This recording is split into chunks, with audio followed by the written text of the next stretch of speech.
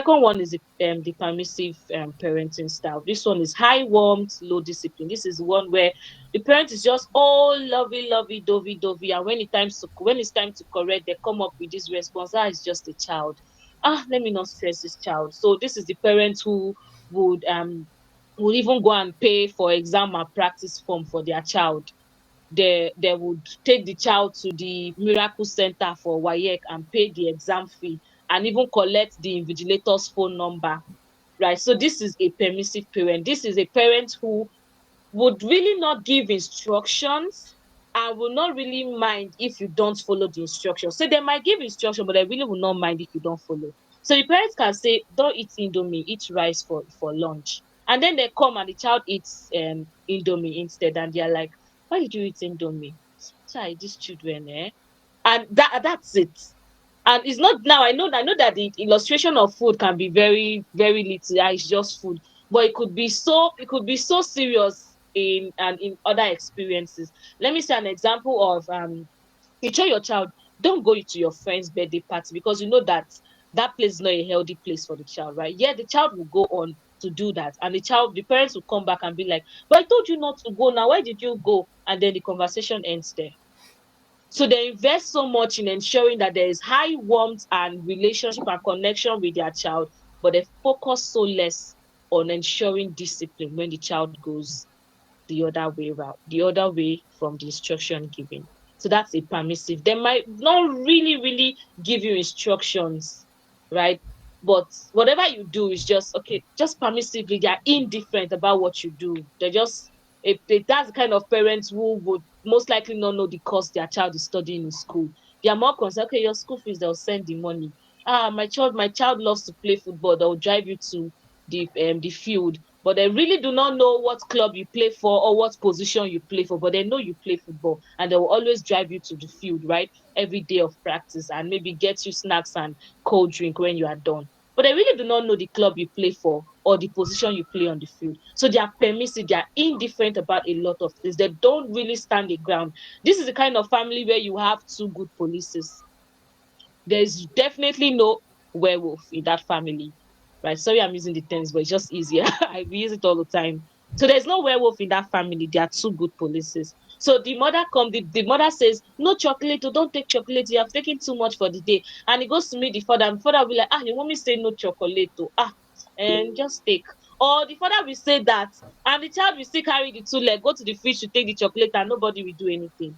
They're just permissive and indifferent about a lot of things. So the child lacks boundaries, does not understand what authority means, and they are very careless with how they live their life because they've really not been sat down and taught how to follow instructions and how to apply discipline.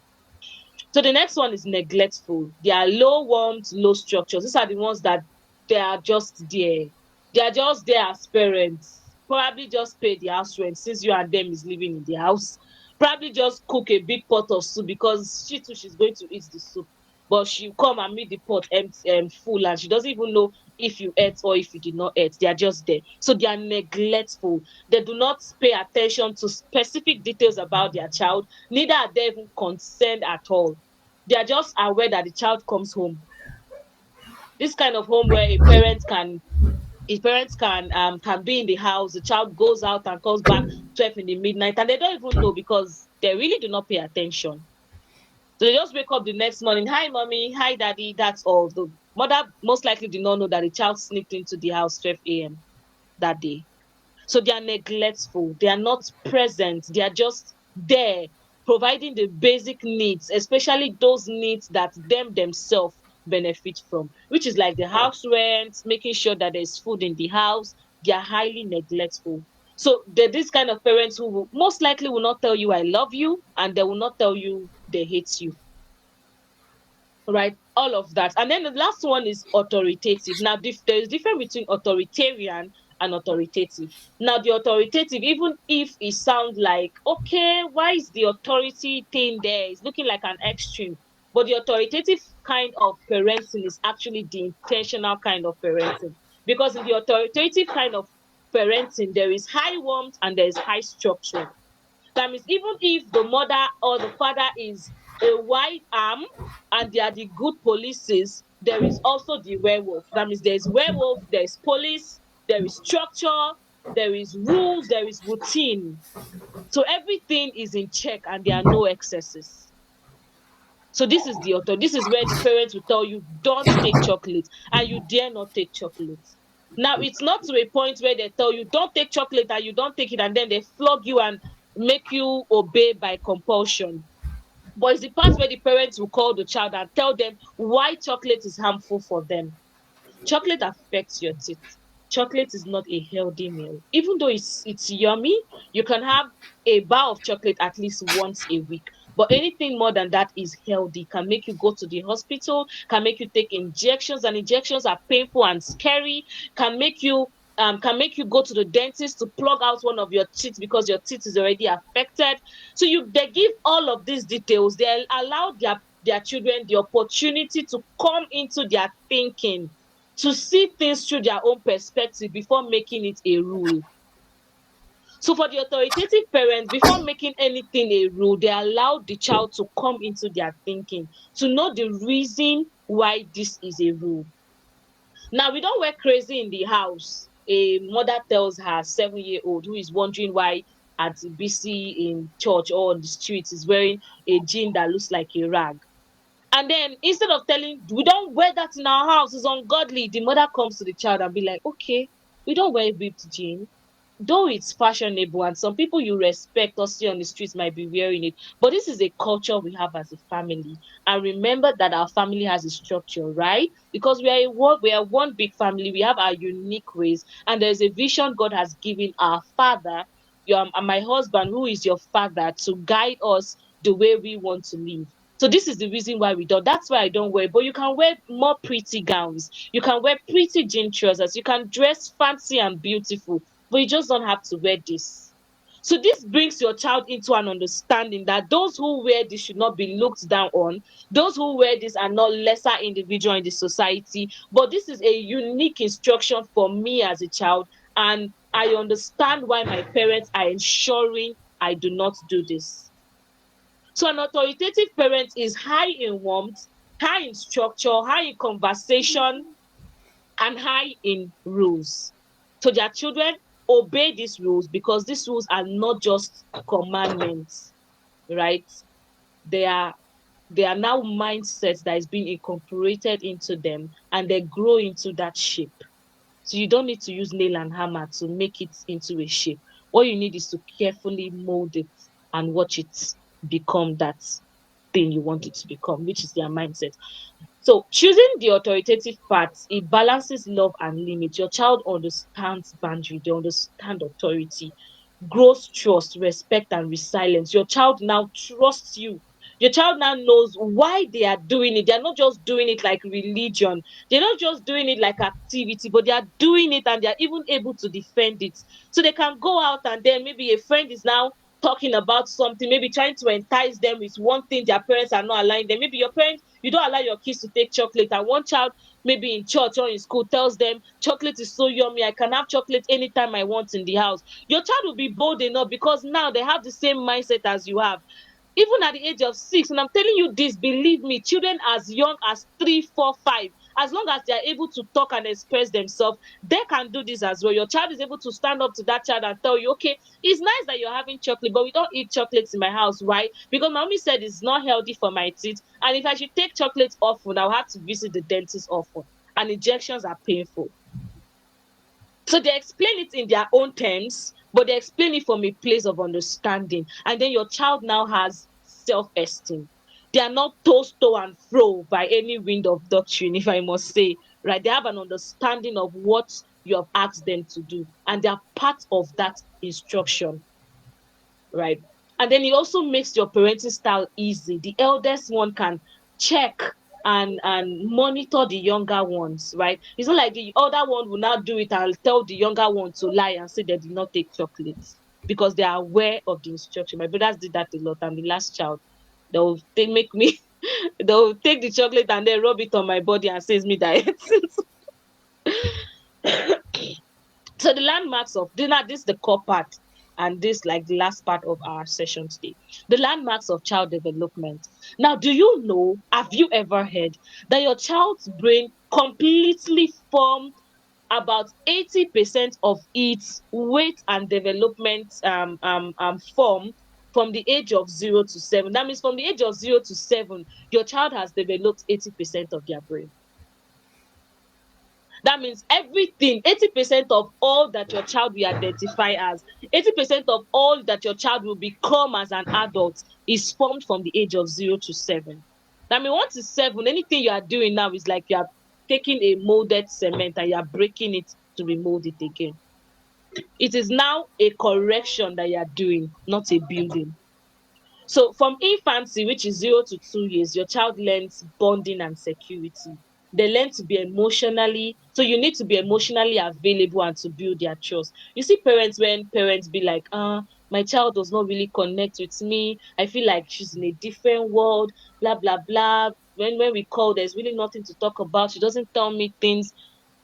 Ask them most of the time, even if that could be a reflex or attitude you see in children from adolescent ages, but it is minimized in families where this age range, this 0 to 7 years old, was intentional. In families where they were intentional with this 0 to 7 years old, the attitude that people see in adolescence is different. So the child exercises their individuality, right? They want to be autonomous, but they still understand how to be submissive to their parents' instruction, and they still understand how to maintain the connection with their parents, because these stages of their life was handled intentionally. So your child grows to understand bonding and security. They trust you. The part where your child can come to you and tell you anything. It's not something you teach your child from the age of 10. It's not something your child understands when they start talking. Your child begins to learn that from the age of 0 to 2 years old. That means this does not mean when a child is more than 2 years old, you can't teach them how to come to you with anything, right? How to be their best friend. It just means that this is the best age for you to teach them that. If you miss this age, the work is going to be much more difficult.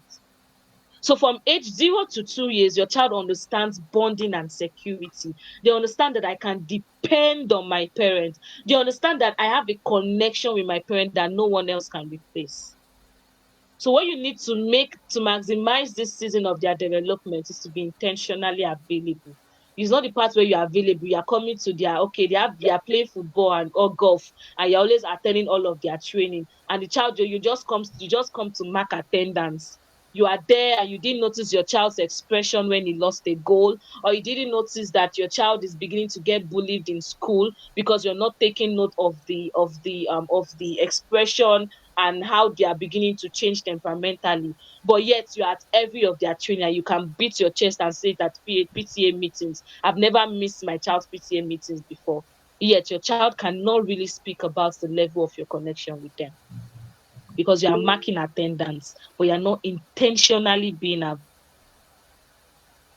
good children are emotionally available intentionally for the first 0 to 2 years of their life in order to build security and bonding. So early childhood, age 2 to 6, this is where your child grows in curiosity and identity. From the age two, your age two, yeah, yes, let me just say age 3, right? From age 3, your child now is looking for things in their environments to define themselves. That means your child now can look at a goat and say, I'm a goat. This is the theory all of these crazy people actually looked at before they said a child cannot determine their sex until they are 3, 4 years old. This is the same theory. So they understand this, just that they took it to an extreme. So from age 3, this is where your child begins to form an identity. This is where they begin to learn, I am the child and mommy is the parent. I am the child and daddy is the parent. I am a girl. I have special unique parts that belongs to only girls. I am a boy. I have special unique parts that belongs to only boys. Right. So they are curious. These are the stages where you see your little girl staring at a boy, and she's touching his eyes, touching his nose. Your 3 years old toddler just touching the body of another child, especially the opposite sex. Not because they have anything in their mind. Believe me, they are completely ignorant. What they are just trying to do is they are curious. Who is this person? I am making my hair, but baby that is like me is babbing. This baby like me is always wearing pants. This baby like me, especially when you bathe them together or when they go to environments where all the babies are exposed and their body is just everywhere. And they're like, why is this person's own different? And they're just looking because they are curious. This is the age where they form their identity. This is the best place as a Christian to teach your child who they are in Christ Jesus. This is the best place to make your child understand the fatherhood of God, or understand the place that they have in the life of their parents. So from age 3 to 6, your child is extremely curious. This is the part where children will ask. I don't know if you have those children in your life, toddlers. They will ask you questions, you want to faint. Why is your car yellow? Don't you like red cars? Why is your car's tire brown? Don't you like it black? My daddy has a remote. Can your remote control your car? They will ask you questions and it will wear you out. This is because they are highly, exactly. Why is water wet? Thank you. Mommy, why is dust brown? Mommy, why is the sky blue? They are curious. And remember that their curiosity comes with a need to have an identity. So if you're not careful, your child can grow up 3 years old or 4 years old, can tell you, Mommy, I think I like the idea of being a girl, and your child is a boy. Sha tell me early, make her find two by two. So model values, set boundaries, encourage exploration. This is the point where you allow your child to also explore a lot of things. Take them to the field, let them explore a lot of field play. Let them model their hands in the mud, let them model their feet in the mud. Let them try to go skydiving, let them try the scary roller coaster in Magic Land, let them climb heights, right? Let them stay in small cubits. Let them let them greet strangers, let them go out and join you in packaging the Christmas gifts. All of this helps them to find the things that they are passionate about.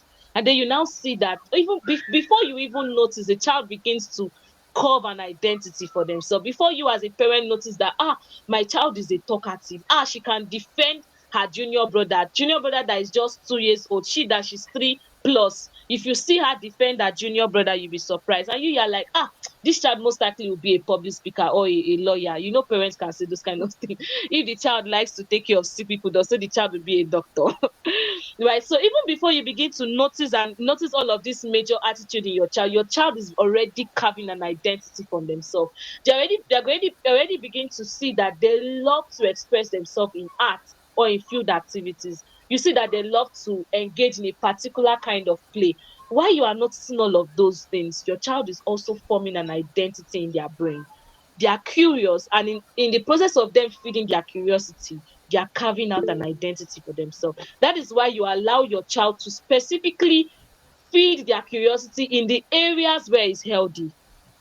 So your child is curious about football, you intentionally channel your parenting structure to a system that allows them to explore field sports.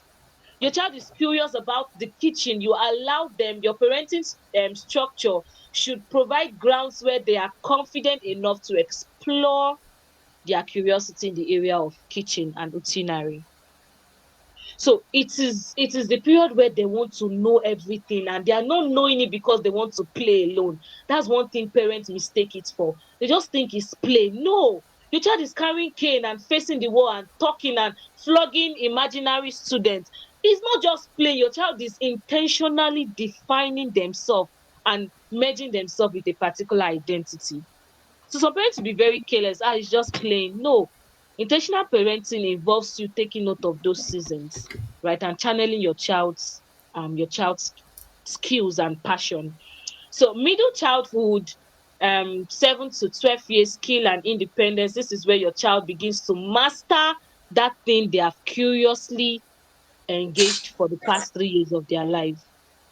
So skill, this is from the age 7 to 12. This is where your child now begins to build those skills, those things they were curious about that you help them to feed their curiosity in. This is the part where they begin to develop the skills. Maybe your child loves to cook. Anytime you're in the kitchen, they'll ask you, why is the carrot yellow? Why do bunnies eat carrots? Why do this? Why does that? Why is the mother hen? Why is the egg not hatched? Because they taught them in class that the baby chicken right, is being hatched from an egg, and then they come home and look at your crate of eggs, and they are wondering, mommy, why are you doing this sad thing to babe to chicken eggs? And they feel like their mother is a murderer for hurting the eggs, right? So if you now channel their curiosity to develop these areas from age 7 to 12, this is now where you see them engaging in those things, and you as a parent will now provide all that it takes for them to sharpen that skill. And you see that at age 12 your child can become a pro in tech. Why? Because you identified something, and your intentional parenting structure enabled them to develop that skill. That's why you see that a lot of, not all, but some white people who are intentional parents, they have children doing it, taking up spaces from a very early age. It's common among the rich folks rather. They identify this, and then they just take the child straight to football academy because they've seen something. And then the child is not there because my parents want me to do football and I want to be a caterer. The child is there because they enjoy it, right? So middle childhood, which is 7 to 12, your child is now independent. That means they don't depend on you to help them feed that curiosity. Rather, they are now feeding that curiosity they have by themselves, by developing a skill in that regard. So what you need to do right now in this stage is to discipline them with love. That means you're no longer setting very strict boundaries, but you're setting boundaries that are flexible. Remember, flexible boundaries should only be in flexible areas. There are some areas that are no go that you should never consider setting flexible boundaries. But but yes, there are areas where you need flexible boundaries. Like maybe an example of your child wanting to maybe stay awake till like 9 p.m. and their normal sleeping time is 8 p.m. Right. At that point, to set a boundary, okay, you can extend it to this time because she tells you she wants to stay awake and practice her ballet dance. Right. And you're telling her, no, no, no, it's 7 p.m. and 7 p.m. it is. At that point, you're already raising a rebellious adolescence because she's already beginning to explore her middle childhood age and her curiosity and developing a skill. Yet she's now seeing all of these boundaries that she feels is not giving her complete space to explore who she wants to be or who she identifies as. So you need to discipline with love and understanding, create flexible boundaries in the areas where flexible boundaries can be made, reward responsibilities. Now, when they go on and they do those great things, those things that are admirable, those things that involve discipline, yes, without much attention, they were able to carry it out. This is the place where you begin to reward it back to back, like give them a lot of rewards. You know what it does? It makes your child to find so much peace in that skill and identity they have. They are confident in their identity, they are confident in the skill because they now begin to attach future plans. Your child begins to make plans for their future from 7, believe me. And I know it might be common among females, like girls already know what who they want to marry, their color of their wedding gown from age 7. But I believe that's because of the gap in parenting. For intentional parenting, your sons as well at that age are already making future plans. I've seen 7 years old boys who will tell their father, I want a wife like mommy. They're beginning to see things that they're identifying as, and they want it for themselves. So from age 7 to 12, your child is already planning for the future. Don't think your children are not planning for the future by until they are 18. No, except you miss up a sensitive stage of their development, then it now becomes transferred to the next stage, which is age 13 to 18. From age 7 to 12, your child is already planning for their future. They might not know how to express it to you, but they have identified with something that they are desiring for themselves when they grow older. So reward responsibility, nurture their talent, nurture it. This is the point where they find out that the curiosity they had, they fed it, but developing the skill is difficult. So your daughter who is dancing ballet is falling, breaking a toe, having bruises on her arm. This is the point where you reward her responsibility, you nurture her talent, and you discipline her with love. You teach her that it's okay to fail. Because at this point, if she doesn't understand all of this, she most likely would just start searching for something different to identify with, because every human being, we are built to thrive in community, and community is built on our identity. It is what you identify as that you want to find a community to support. So if your child is lacking in the area of what they identify as, like what they want to do as a person, the things they like, the things they enjoy doing, they will find it hard in finding their community. So nurture challenge, adolescents age 13 to 18, belonging and identity formation. Now they have the identity already. Now they are learning how to belong. So what you need to do is to mentor them, listen attentively, and respect their growth. Now, one thing a lot of parents miss out on is the fact that you carried your child for 9 months, they were babies, and it gets to a point where you don't even want to accept that they are now grown-ups. At age 18, you still see them as babies. You still see them as the baby you backed. Your 18 years old has plans already. He has plans. He's thinking, right? Except you, like I said, except you miss sensitive parts of their development, your 18 years old should already have structured plans for their life. Like confirm structured plans for their life. If they don't, it's probably because you missed a part. And if they do, that means that they now need you to respect their growth. Respect that she can now make plans and come to you to seek your permission, and you should be intentional enough to not decide for her but mentor her through that decision she has brought to you. I'm using she, don't mind me, he or she has brought to you. So your responsibility now is to mentor them and guide them through that decision they've brought to you, and not necessarily for you to make the decision for them. So they are coming to you, Daddy, I think I want to leave football. I think I want to do more of handball or volleyball. And you're like, okay, still in line with what you do, but what's your why? Because in your mind, you're like, I've invested almost at age 6. I was already paying 200K for your football club subscription. So don't do this to me. But at that point, really all you need to do is to mentor them and advise them and not make decisions for them. Don't be like, Rara, oh, you have come too far. This is not the time to give up. Yes, it's good though. You can see that that's what they need. If that's what they need, you can mentor them in that part. But remember that your advice should not be sentimental or selfish. It should be towards what they need and what they want, not what you think is right. Because you don't dey imagine say you go chop footballer money, mother of footballer or father of footballer, you go chop that money. So you are looking forward and you are even happy that this is what your child is passionate about. Please, he's not passionate about tailoring and all of that. Oh my god. So age 13 to 18, your child begins to grow on belonging, their identity is formed, so you need to mentor them, listen attentively to them, and respect their growth. So key tools for intentional parenting: routine. Oh my God, routine cannot be overemphasized. As in fact, as a fresh parent, I would advise every fresh parent to form a routinal culture in their home. Your children, babies, especially infants, they thrive better in predictability. Let them know, let them be able to predict when dinner is going to be ready. Let them be able to predict when breakfast is going to be ready. Let them be able to predict when they are supposed to sleep. That's the only way you can cope. If not, you just see that your toddler is awake by 2 a.m. because there's no structure in the house and there's nothing you can do. Flogging them to bed is not a good practice, right? It's an intentional thing you need to structure in your home, that your child can predict sleeping time, waking up time, eating time, this time, reading time, play time. It will be difficult, but that's why it's called a structure, right? Structure is in place because everything is obeying the law of gravity. It's just going here and there, left, right. Everything is floating in the air, right? Structure now brings everything together in a particular place.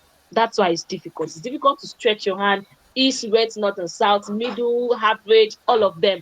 Bringing all of this. Imagine things floating in the sky in space, and you're stretching your hand left, right, center to gather them together, right? That's why structure is difficult. So discipline strategy, clear rules, consistent consequences. Remember, clear rules. Rules should be clear. No going to your friend's house once it's 7 p.m. Clear rules. Not no going to friend's house. Why? Why can't I go and visit my friend? So your rules should be clear and specific. No going to friend's house by 7, regardless of who the friend is. Not that she'll not come back, but this is my best friend, but this is your friend's child, right? So rules should be clear and consistent. Be very careful with how you mold or bend instructions, because children are very smart. I won't say it's because they are children, just because they are humans. Nature has the ability to conform, to cause things to work for their favor. Nature has the ability to survive. So your child's authority is trying to survive. They will do everything possible to ensure that they have their way. Not because they are smart witches, but because that's the way nature works. Nature always wants to survive. In the midst of authority, nature is always finding the easy way. In the midst of a new environment, nature is always trying to survive. And that's why the world is the way it is. That's why animals have specific and unique way they cope in their terrestrial environment, right? So consistent with your routine, have clear rules. Affirmation and correction, always use both. As a PR, I'm so used to handling giving feedbacks, right? When you give feedbacks, before, use the rule of appreciation, correction, appreciation. What they've done is bad, appreciate them. Oh, thank you so much, you're doing so well, I'm so proud of you. But this and this you did is wrong. And then after that, you come back to appreciation again. So it's ACA: appreciation, correction, appreciation. Oh, but then I'm really grateful for how much you've grown. I love you so much and I'm proud of you. But this is what you did. However, I know you're going to change and I love you because you are an understanding child. You are someone who pays attention. Look at the other thing I said the other day. You were so quick to respond, and look, you're doing it perfectly now. So appreciation, correction, appreciation. Exactly, correct conditioning. So affirmation and correction should be used together. Then remember how we always tell our partners, how Nancy Ifunanya will always talk about communicating with your partner, right? She's the love person, me I'm the child person. So she'll be like, okay, learn, there's nothing you cannot tell your partner as long as you communicate properly. In parenting, that's where you even need it the most, because you're communicating to a child, and adults will figure out their life. Like, you understand or you don't. I know I would try to make my partner understand, but at some point you just be like, guy, you're a full-blown man, so don't stress me. But for children, they don't. All they interpret it is as all they interpret it as is that mom is authoritative, mom is annoying, mom is not understanding, mom is not allowing me to live my life, mom is caging me. That's what they see it as, right? So you need to use both. Affirm them and correct them. Let them know you still love them in the midst of. There's one thing my mentor used to do. Each strokes comes with an affirmation. Piao, you are a child of God. Piao, piao, you obey and your ears are open to listen. Piao, piao, piao, you don't do what mommy asks you to do. Then the fifth strokes now comes with the child repeating the instruction. What did mommy say you should not do? And then she'll say it out like a chorus. And it works like magic, because that's how the human mind works. We want appreciation, correction, and appreciation. Then godly wisdom, prayer structure, spiritual insights. Yes, I don't want to make this religious, but then please, if you're a Christian here, just know that this line should be highlighted. Allow God to guide you in raising your kids.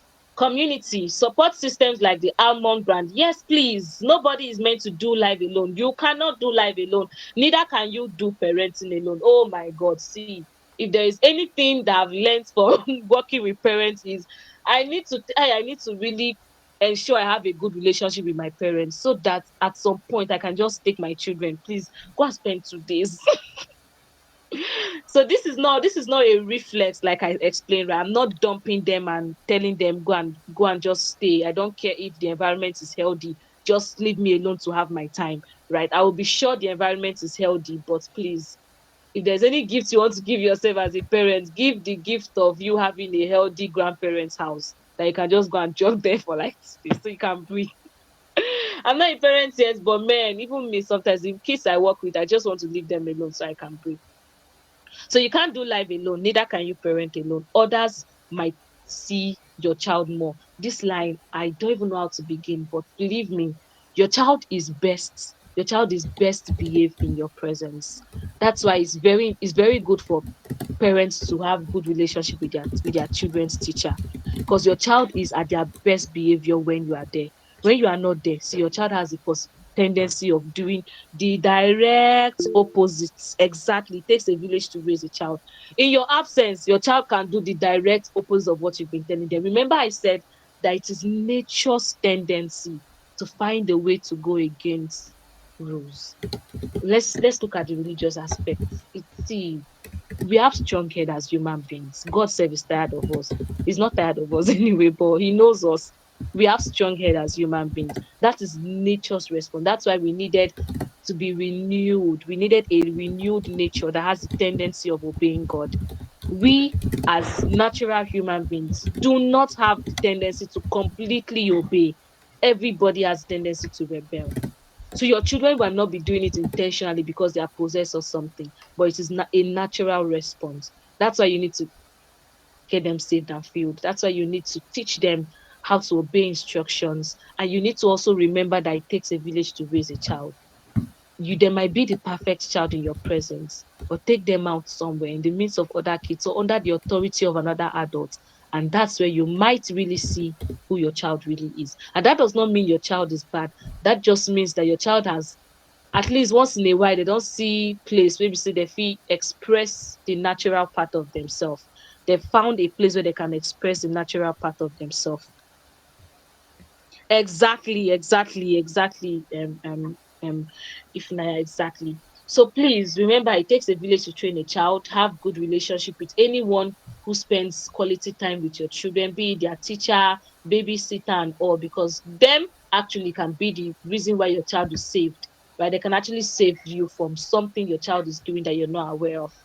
The cost of neglecting intentional parenting, you lose connection with your child. A lot of adults these days will be like, we just there, we just call, have you eaten, how is work, and that's all. I don't really have connection with my children, or my children are not taking care of me, or they are not loving me, and I really did a lot, I sacrificed a lot for them.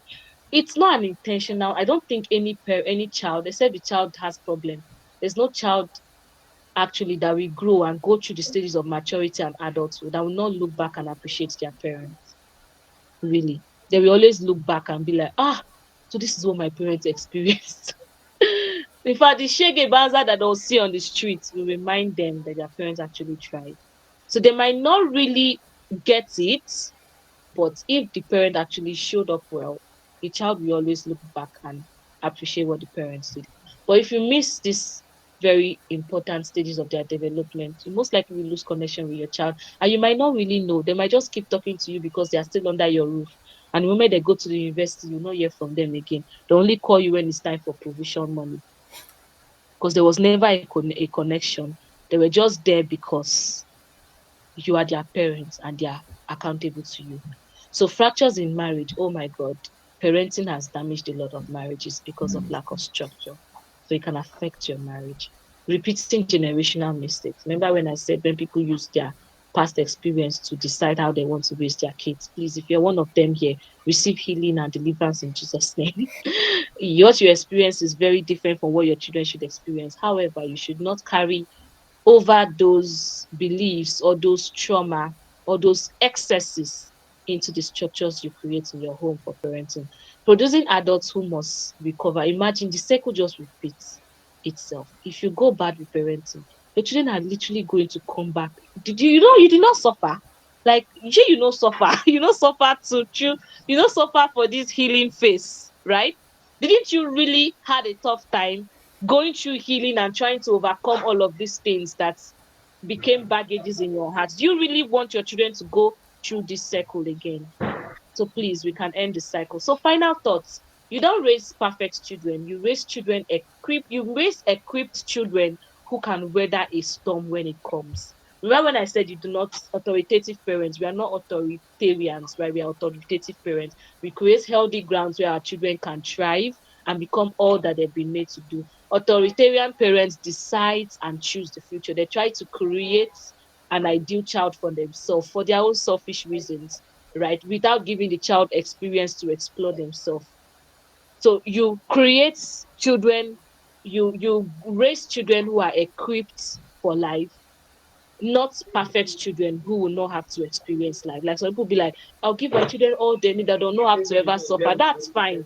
But remember that you need to be intentional to give them all that they need to face the storms of life and not just to ensure that they don't experience the storms at all. So the last line says intentional parenting is not about control, it's about guidance. Yes, you are not authoritarians, you are authoritative parents. You provide warmth, you provide care, and you provide explanation to every rule that is set. If we fail the children now, we fail the future again. Please, the cycles repeat itself if it's not corrected now. Start planning today. Be the parents your future children will thank you for. And that brings us to the end of our session. And if you're open for questions and answers, Miss Ifunanya. Yes, Favour. It's not small thing. Please, please, please, please. Let's appreciate Favour for this wonderful session. It's been power packed. We should turn this into a masterclass, actually. I wish we can just cut several clips of this video and just send it as a broadcast to parents all over the world. It was see, I'm speechless. You delivered so well that everybody is speechless and they're even asking if you're a miss or a missus. Oh my god. Thank you so much. There's a prompt here that we have. If you have question, um, you can share it in the comment section because already rounding up. And what are the three values you want to see in your future home? You can pick that as a okay. Hannah has a question. Please, Hannah, you can unmute your mic and ask your question. Alright, can you hear me now? Yes, we can hear you. Can you hear me clearly? Alright, yeah, good evening. Thank you so much for the class. I was wowed. Like there are so many things I've never even thought of. Like but this is amazing. So I want to ask a question about the aspect of not giving your children Android phone or maybe making them glued to the screen. I've also been thinking about it for a while that if I happen to have, I won't want them. I don't really know the test. Like I don't know why I shouldn't do that. So and then is there any other alternatives? Like what can they do instead of maybe screen and maybe because you are busy, you just give them your phone to go and play with. What other things can you do? And what is like the effect of making your children glued to the screen? Thank you. Okay. Are you answering the question once, or the other question can come in, or I don't know. Okay, let me answer it one after the other. Yeah, but if you So also I have, know. if you also, you can also put it in the chat box too while you are answering Oh, this okay, one. yes, Yeah. that's true. While I'm answering this one, please, others, just type yours out so we can just flow. Okay, you asked, right, if I understand you correctly, what can parents do in order to engage their children without having to give them phones and tablets and all of that, right? I believe for every family, there should be an intentional arrangement in how your home is built. You go to a lot of houses and there's no playground. There are very few toys. The toys you have is toys of singing robots and dancing teddy bears. There are a lot of materials available. That money you spend on buying all those toys, you can buy more intentional toys that engages your children. An example is a drawing pad, a pad where they get to draw and mix colors to paint an image. You can also get what's it called? I think is artificial clay, so they call it molding clay. It's like clay, but then it's not made of dust or the brown sand, right? It's made of solid, not solid, but semi-solid materials that can be molded into different shapes. And then it has cutters where you can cut shapes, you can create things, you can mold a sculpture, you can paint it. So there are a lot of materials that can really engage our children. And most of the times it's because these things were not introduced to our children at the early stage. That's why I say intentional parenting is important. Intentional parenting asks these questions that you just asked. Meaning, before your child even comes, you already know that from age 1 and 2, you are introducing this engaging toys to them and not waiting until you need to distract them. Then you now give them iPad. Remember, intentional parenting is not a reaction; it's an intentional and purposeful approach to parenting.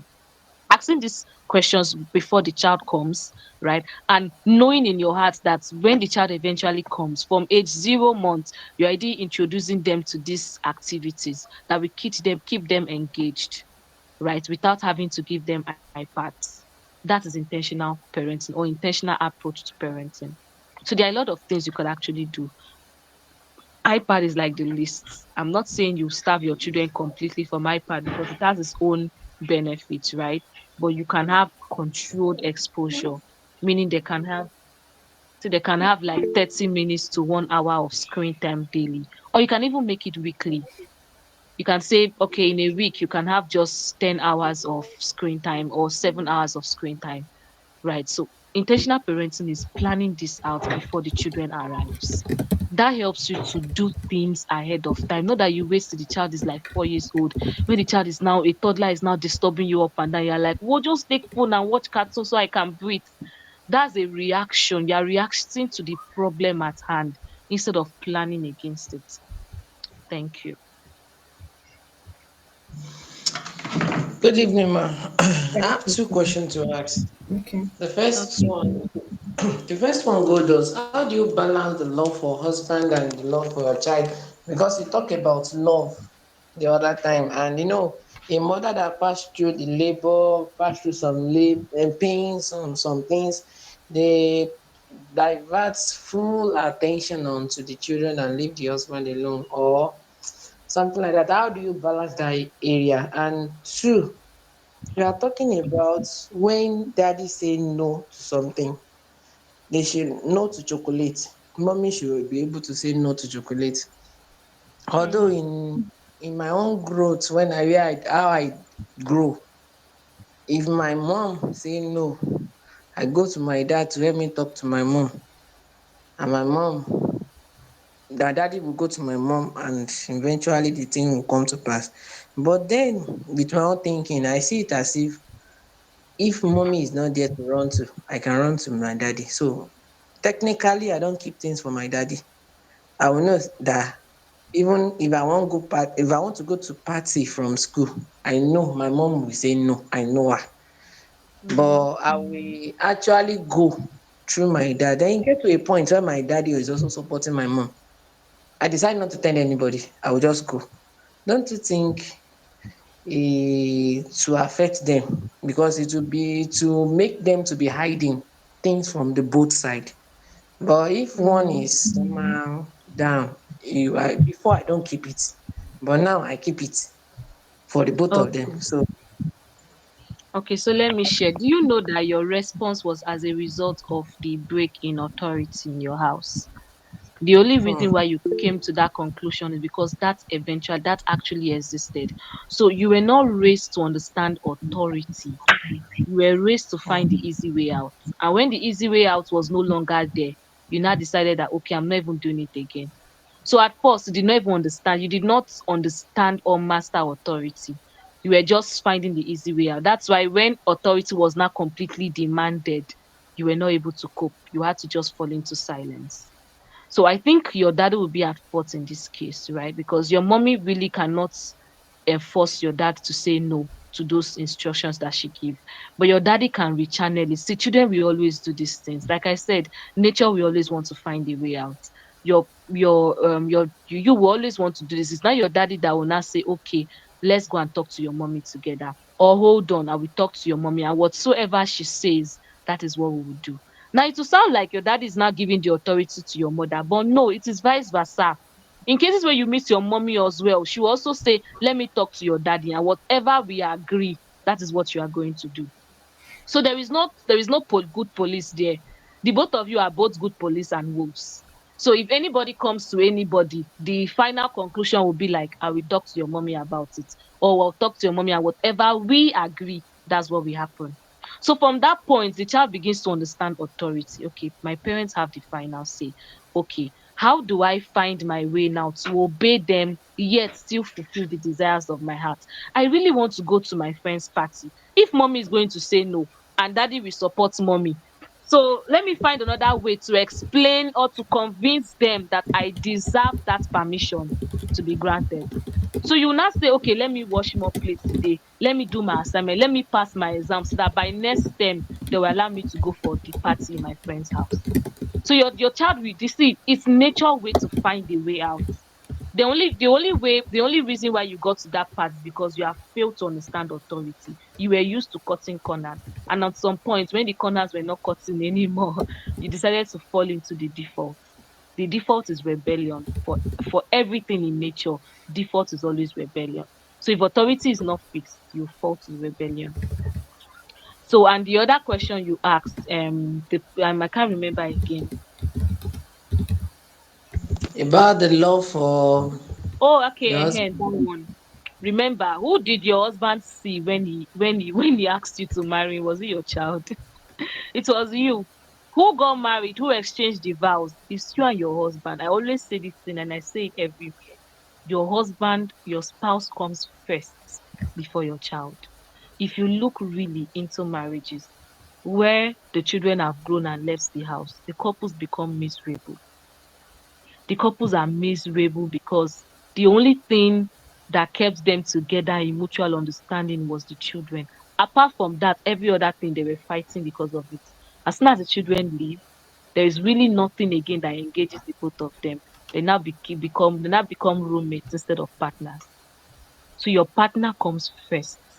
That's why it's only a wise man that will say, allow the child to go, let my wife survive. Because you see, children are like soldiers. Soldier go, soldier come, barrack remain. Your husband and you are the barrack in this case. The soldier will go and come.